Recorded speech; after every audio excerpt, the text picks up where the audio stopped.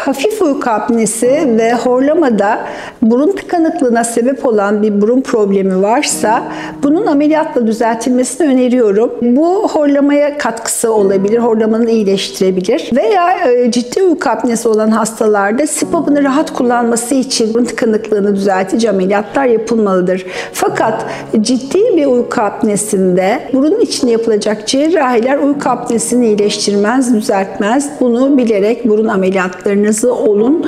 Uyku apne hastalıklarını uyguladığımız uyku apne cerrahisi burun ameliyatlarından çok farklı ameliyatlar. Onlar daha çok alt seviyelere, dil kökü, gırtlak, bademcik bölgelerine yönelik ameliyatlardır. Burun ameliyatları ağır uyku apnesinde problemi çözmez maalesef. Bunu vurgulamak istedim.